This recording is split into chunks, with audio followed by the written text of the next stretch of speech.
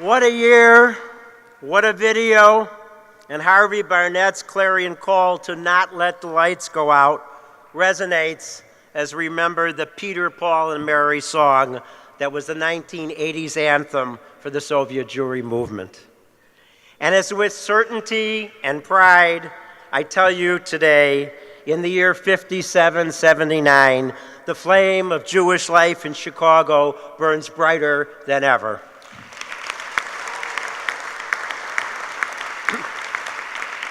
It burns bright because of the lay leaders and donors, educators and students, communal workers and community members, and it's a pleasure to see so many of you and our honored guests today. It's been another incredible year, and there is no more incredible partner than our chairman of the board, Michael Zoransky.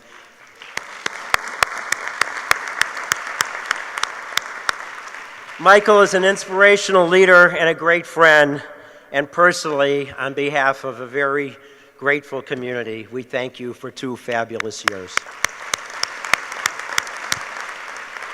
I thank Hillary for that wonderful introduction and for your great work in stewarding today's annual meeting. Mazel Tov to Andrea Yablan, our Rosenwald awardee. There is no finer example of steadfast devotion to the Jewish people. Your beloved Marshal Zichrono Livracha is looking down and beaming with pride today. The 2018 annual campaign, being so ably led by King Harris, is headed towards the new heights. King, you are doing this community and your father and your grandfather very, very proud. Thank you. Your program books include an annual report detailing how Federation, from multiple revenue streams, allocated $229.9 million in 2018. Foremost among those revenue streams, of course, is the JUF annual campaign.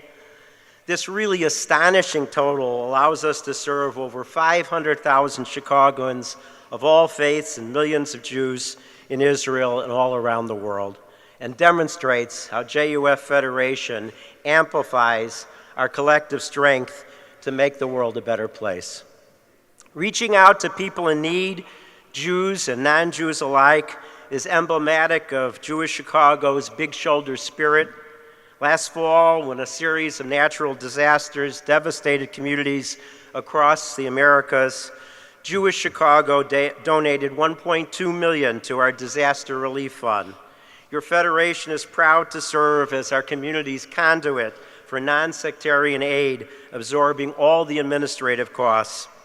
100% of the funds were put to work on the ground after the hurricanes in Houston, Florida, Puerto Rico, and the earthquake in Mexico. And JUF's Tov Volunteer Network sent volunteers to help Houston and Puerto Rico rebuild. And of course, we are all acutely aware of what's taking place on the East Coast right now with Hurricane Florence. And I want you to know that we've been in touch with our partners. They're on the ground. We are opening up an opportunity for people to make contributions, and we will once again be helping those in terrible need. Beyond the havoc wrought by Mother Nature, many challenges are man-made. Hate crimes and horrific violence in our city, gridlock in Springfield and DC, security and civil challenges in Israel, and global anti-Semitism. Amidst these sobering realities, it's easy to lose sight of those shechechianu moments, the successes that should take our breath away and elicit our gratitude. In 2018, JUF received what is believed to be the largest gift ever made to a Jewish community's camping endowment. The $5.1 million contribution from an anonymous donor to our Centennial campaign brings JUF camping endowment to nearly $8.5 million. Each year, the fund will support first-time camper grants to all that need them. We are ready for those additional campers. Jewish camp is a great investment, and this gift provides a shechechianu moment. This spring, Chicago Jewish Day School moved to a stunning new campus, made possible through the Centennial campaign. The multi-denominational school, which opened in 2003 with 7 students, now has over 200 and is still growing, as is our overall Jewish day school enrollment. When Jewish schools thrive, it's a Shehechianu moment.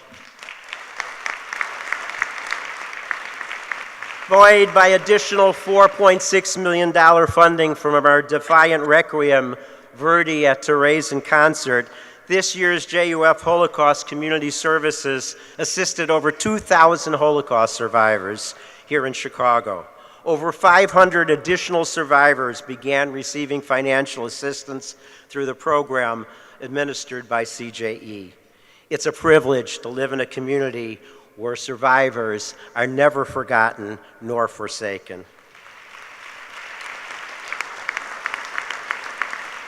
As we saw in the video, another 2018 Shehechianu moment was celebrating the 70th anniversary of the modern, miraculous state of Israel. These 70 years have been challenging, terrifying, and at times heartbreaking, but they also have been triumphant, hopeful, and utterly inspiring. With Lester and Renee Crown serving as chairs of the Israel at 70 celebration, we partnered with synagogues, schools, and others to host a calendar of events across the city and across the generations. This year also marked the 30th anniversary of Freedom Sunday, when an astounding 250,000 people rallied on the National Mall, helping free 2 million Jews from behind the Iron Curtain. To celebrate, our Russian Young Leadership Division held its first JUF Gala fundraiser, honoring those courageous Soviet Jews and those of us who advocated and raised funds for them, and today's outstanding young leaders.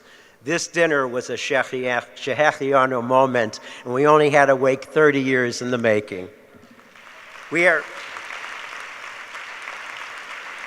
in the midst of the 10 days of awe, a time to reflect on the year that was and to look at the year ahead. This year's reflections have special resonance for me as I prepare to transition next June to a new role at Federation. Between now and June, there will be appropriate opportunities for public reflection. But today, I'll spare you the 40-plus year retrospective and instead share some thoughts about issues we have faced in just the last decade, starting with the Great Recession in 2008. The first thing that strikes me, as always, is the extraordinary generosity of our Chicago Jewish community. A recession makes it difficult to raise charitable funds. But when local needs doubled, our largest donors essentially gave twice as much. Every JUF annual campaign total since 2010 has been greater than the last. That meant we were able to help people hurt by the economic downturn without radically shifting resources from one set of services to the other. We didn't have to feed people at the expense of Jewish education or help the unemployed at the expense of the elderly. Hard times test the community's character. What the 2008 recession revealed was a Chicago Jewish communal character of unmatched generosity. During the recession, JUF launched J-Help initiative to pump millions of dollars into human services. When the recession loosened its grips, we leveraged those resources to launch JUF's Breakthrough Fund, fueling cutting-edge initiatives to better meet evolving community needs. Since its inception in 2013, the Breakthrough Fund has poured $5.5 million into 76 innovative programs focused on everything from inclusion for people with disabilities to social justice projects, and from intergenerational learning to further outreach to the LGBTQ community. At this morning's business meeting, we heard about JUF's work with teens, just one prong of our outreach efforts to younger generations. The National Slingshot Guide highlights the most innovative Jewish projects. In 2018, for the second consecutive year, the guide highlighted JUF's J-Baby Chicago for helping thousands of new parents engage in Jewish life. The guide, thank you. We could use some more babies too. The guide also honored JUF's PJ Library for delivering every month a delightful Jewish book to over 8,200 young families. This year, making Chicago the largest PGA program nationally. And the guide also acknowledged JUF Silverstein Base Hillel, a spectacular hub. Glad you're here. A spectacular hub for young adults in Lincoln Park. On the heels of that success last month, we opened a second Base Hillel in the South Loop, and plans, I'm glad you're here too, in the South Loop, and plans are underway to open a third at Loyola in 2019. In less than a decade, this federation also has grown our allocations from $152 million in 2010 to $229.9 million in 2018. Think about that. We increased allocations from all sources by $78 million per year. That's huge funding for a range of services to people in need while also investing in exciting engagement programs to shape a vibrant Jewish future. We have redoubled our commitment to Jewish early childhood education. In 2009, we launched JUF Right Start, offering Jewish preschool tuition vouchers of up to $2,000. Since then, Right Start has engaged many thousands of preschool families in Jewish life. 6 communities across the country are now following Chicago's lead, but programs like this are needed in every Jewish community. Over the last decade, we doubled down on another gateway experience, earlier visits to Israel. Today, more young Jews have visited Israel than ever before. Over the last 20 years, 500,000 young American Jews have traveled to Israel on Federation-funded programs like Birthright, including tens of thousands in Chicago. Birthright is a wonderful program, and we are proud to provide it significant funding.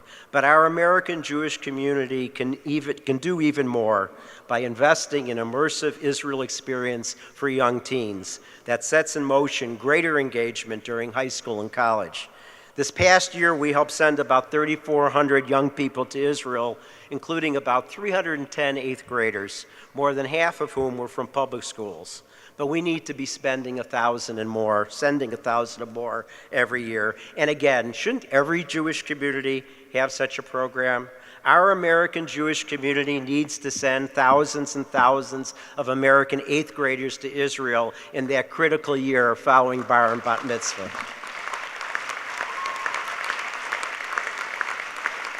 The programs that engage previous generations in Jewish life must evolve to successfully engage our millennials and Generation Z kids and grandkids. In the last decade, we've been making that happen. We are meeting the next generation where they are, figuratively and literally, with an ever-expanding menu of opportunities. This year, we are launching new partnerships with 8 youth movements and young adult engagement programs, part of a strategy to engage more teens, young adults, and young families every year. And in 2 months, we will kick off a new significant initiative to raise tens of millions of dollars within the Centennial Campaign, specifically for even more next-generation programming. So notwithstanding the increased investments that have been made in the last decade, we are just getting started. It's time to tweak our strategy of hoping that people opt into Jewish life and community to a new goal of building out key programs that are so rich, so thick, so accessible that it becomes impossible for young people to opt out.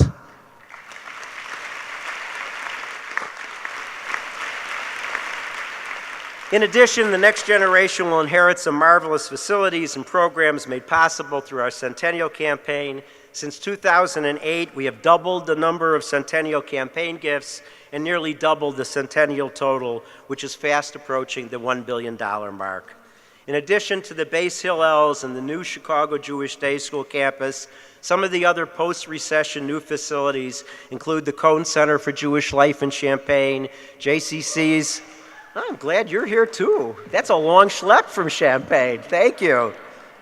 I made that drive many, many times.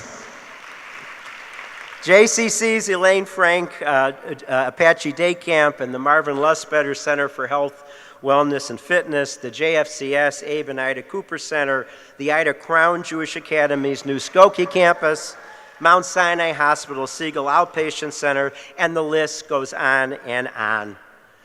So that's the good news. Sadly, the next generation also inherits some formidable challenges. Throughout the last decade, we have been compelled to continue fighting anti-Semitism and other battles to defend Jewish life that we thought had been won generations ago. Today, global anti-Semitism is an equal opportunity hatred. It finds fertile grounds on both the fringes of the far left and the far right. In some ways, Europe, unfortunately, is ground zero for this phenomena. According to former Chief Rabbi Jonathan Sachs, even in Great Britain, many question whether it's safe to raise Jewish children there. I was in France 4 years ago when what best can be described as a pogrom took place outside a synagogue. The next day, the shul's president told me how violent anti-Jewish mobs attack congregants with steel bars and other weapons.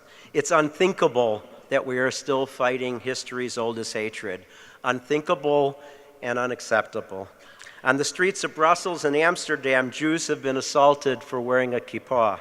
In Sweden, Jewish community centers are vandalized by neo-Nazis, and synagogues are firebombed by jihadists. In South Africa, which recalled its ambassador to Israel in May, anti-Israel protests are escalating into virulent anti-Semitism hosted by the ruling party with the eager participation of its elected officials. In Venezuela, the 5,500-member remnant of a once large Jewish community is facing the perfect storm.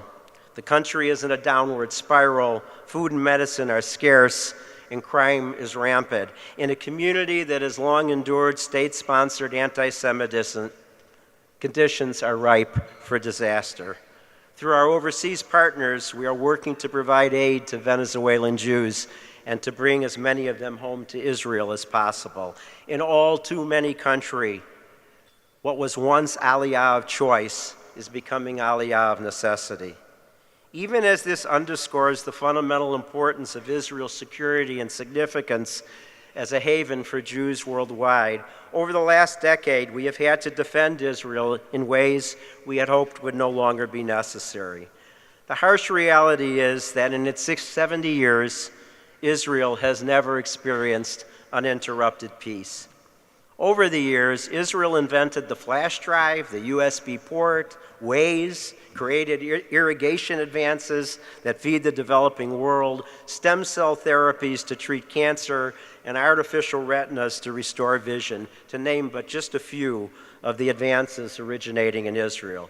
It's hard to understand why a country with such capacity to do so much good must devote more and more resources to continue to defend its citizens. Someday, when a kite flies over a field in Israel, it will bring joy instead of flames of destruction. Until then, Israel will defend herself, and we will defend Israel in the court of public opinion, in the media, and on college campuses.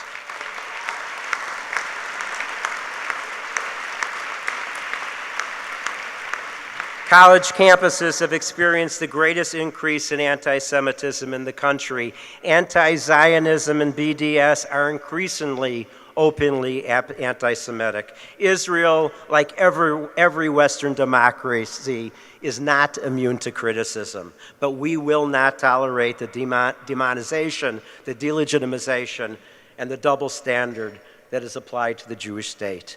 We will not tolerate university administrators who correctly speak out against other types of hatred but are silent when Jewish students are excluded from university activities solely because they are Jewish. We will not tolerate the denial of a continuous 3,000-year history of Jewish connection to the land of the Jewish state. While campus challenges are real, it's important to understand that the vicious boycott, divestment, and sanctions gang are losing. Not one university has divested a single dollar from Israel-related investments, and we will make sure they never will. All major Illinois universities have formal partnerships with Israel institutions of higher learning. between business escalating between Illinois and Israel. 23 states have followed our lead by enacting legislation to combat BDS, and we look forward to the bipartisan passage of the Federal Anti-Boycott Act. Before I wrap up, I want to speak directly to the wonderful young students who are with us today. You have been politely listening to a litany of facts and figures and a veritable alphabet soup of programs, and much of that is hard to remember. What I hope does come through is your federation's focus on you. Your community is making these investments because we believe in you, and we are counting on you to help us lead into the new future. So between now and Yom Kippur, here are 3 serious takeaways for you to think about. First, cherish your heritage. As Jewish day school students, you maintain a daily connection to Torah and a 3,000-year-old tradition. Never lose that connection. We know your generation is likely to be the most secular generation in American history. It will require a special kind of commitment and courage to hold dearly to your Jewish identity. My generation employs you to keep your identity top of mind and close to heart, and to embrace the privilege of passing it on to your children. Second, as Senator John McCain told us in his farewell letter, believe always in the promise and greatness of America.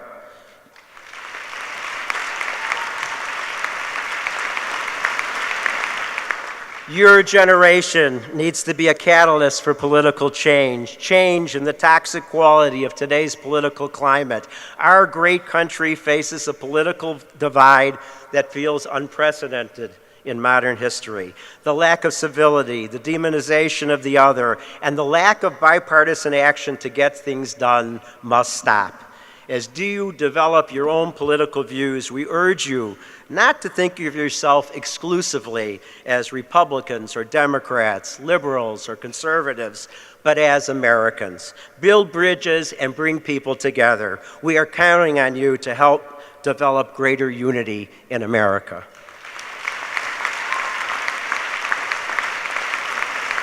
Finally, we are counting on you to connect with Israel with all your heart and with all your might.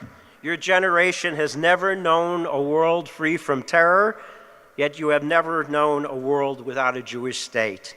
Do not take Israel for granted.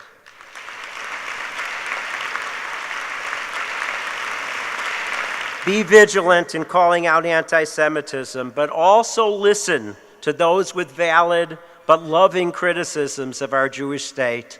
Just like our relationship with our own country, you can love Israel without loving every government policy, and it's okay to question a government policy as long as you do so with love and perspective.